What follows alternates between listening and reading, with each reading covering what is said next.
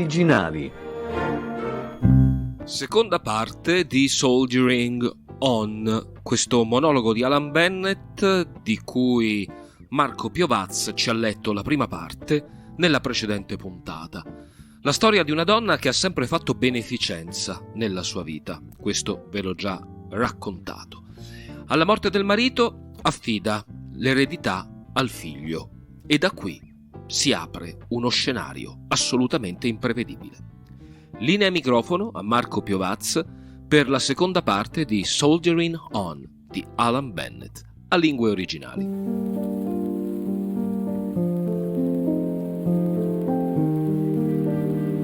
It's not an ideal place. No one is saying it is. Even Giles doesn't say that. In fact, it's a perfect example of one of those places they're always famously about to scrap. Started life as a workhouse probably during the Napoleonic Wars, and qua building not displeasing.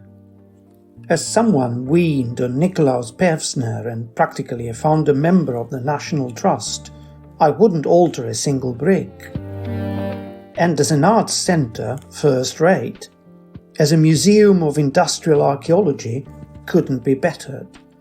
Or as a craft centre, weaving, pottery, a shop window where craftsmen and craftswomen could make and display their wares, absolutely ideal, the very place. But as a mental hospital, oh no. The food, for instance. The food has to cross a courtyard. The kitchen is so far away, for all I know, it may have to cross a frontier. One toilet per floor. I just put my head round the door and wished I hadn't. No telephone that I could see, and the beds so crammed together, if you got one of one, you'd be into another. Dreadful. And of course I keep thinking of Ridgway's, the cup of tea, the matron's parlour, and that immaculate lawn. It would break old Ralph's heart. But Ridgway's costs money. It always did. First of the month, back to inform, respectfully submit. All very nice, but £600 on the dot. And more, and more. And as Giles says, mummy no can do. That kind of money we do not have. Well, we do, but it's all tied up. And whereas in normal circumstances one would have fought tooth and nail to keep her in the private sector, just out of respect for Daddy, nowadays we are in what Giles calls a different ball game. And the old thing minds. Goodness, he minds. I wanted him to come with me today, but just the idea of the place upsets him so much he won't even set foot in it. And actually I feel the same. But where is that going to get us? I thought of Ralph, as if I ever think of anybody else, and I thought, come on, Muriel, you're a widow lady, you've got time on your hands. If anybody's in a position to roll their sleeves up, it's you. So today, when I paid Megs a visit, I got the name of the hospital secretary, Almoner it used to be called in my day, and bearded him in his den. He did have a bird, actually, and looked pretty sorry for himself besides. It turns out he has to precept for absolutely everything down to the last toilet roll. And if he does have any brainwaves about improvements and can sell them to his own management committee, he's still at the mercy of the regional spending programme. I asked about a table tennis table. He said mine point exactly. A table tennis table would mean going cap in hand to Ipswich, which he's not anxious to do since the vegetable steamer's on its last legs, and on the rare occasions he does have a bit of latitude, he finds his hands are tied by an UPE.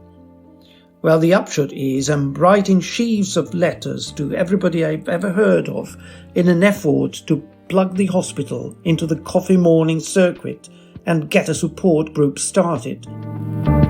What I'm saying is that mental illness is a scourge. It's also a mystery, can occur in any of the best regulated families, and nobody knows why. I mean, take us. Why have we been singled out? Loving parents, perfectly normal childhood, then this. When I went in this afternoon, Margaret was weaving a basket and not making a bad stab at it, really, all things considered. It's lucky I arrived when I did, because she's just got to the part where she had to integrate the handle with the main body, and she was making a real pig's breakfast of it. So I got cracking and showed her the whys and wherefores, and actually ended up making both handles, which seemed to make her a lot happier. She's never been much good with her hands. Giles was a real wizard. Apropos Giles, there's a bit of a crisis with the funds, apparently. Nothing serious. A chumps let him down. Didn't read the small print. Says it's nothing to worry about, though we may have to pull our horns in a bit further. So I said all hands to the pumps. With all Daddy's contacts in the city, why don't I start up a little catering business, executive lunches and the like? Good nursery food and lashings of it. Giles not sure. Thought these days they wanted something a bit more nouvelle. I laughed. I said, don't you believe it? Men are overgrown schoolboys. Always were. Preached salad at Rolf for years. And what good did it do? Giles said, small detail, Mum. What are you going to use for capital? So that put the tin hat on that one. It's this bloody liquidity thing. It's funny I never heard Rolf mention it. A Lingue Originali, Marco Piovaz ha letto per voi in lingua inglese. Lo ritroveremo su Caffè Italia la prossima settimana, venerdì, sempre alle ore 22. Ma Lingue Originali è in onda anche il sabato con Nadia Meroni, con la lettura in lingua tedesca, e la domenica con Barbara Marchand, per quella in lingua francese. Vi ringraziamo per l'ascolto e vi diamo appuntamento a Lingue Originali fra 7 giorni, sempre su Caffè Italia, la radio e il podcast dall'aroma italiano, e non solo.